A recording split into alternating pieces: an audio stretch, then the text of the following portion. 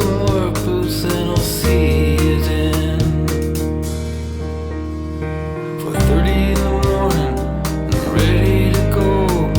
Night still in the air as I walked up the road, heading for the overpass, wait for my ride. Well, Chuck and his LTD, coffee by his side. He'd hit the bridge just as the sun was rising. I'd open the door, he'd always be there smiling. Radio playing the best of top 40. See right out to the industrial park on a cold April morning. Smell of diesel in the yard, frost on the ground and the mud frozen hard. Tony and Billy'd be there, waiting in their cars to break the seal on the first truck and swing open the stores. Fingers freezing on cargo cages. Chuck could wink and say, "This is how honest men earn their wages." And the morning would go on, and the air would warm up. By 8 o'clock we'd be on our next truck.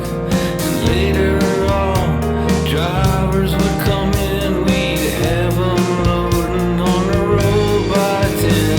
We'd call out the destination, every package that we load, the names of every town up and down this valley road. And I wondered what it meant at the end of the day.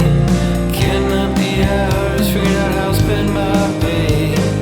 Worried about keeping up with the rest, trying to prove that I'm as good as the next. The peak of summer, the sun shone so bright, sweat like water on my skin in the glistening light. Sometimes it was an accident, a bag of spit and fall to the ground. 20 pounds in a second, side dust flying all around. The warehouse would be full, we got 100 TV sets, 20 flights of dog food and a stick of cigarettes. 200 carts, Bazooka Joe gum, love that satellite dish, and our day is done. And I don't know what I meant, not much I guess, just stuff going around, someone's name and address.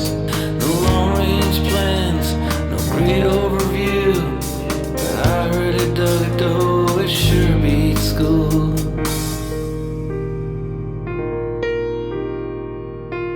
Every day at 11, lunch truck would arrive. The driver'd honk her horn, she pulled into the drive.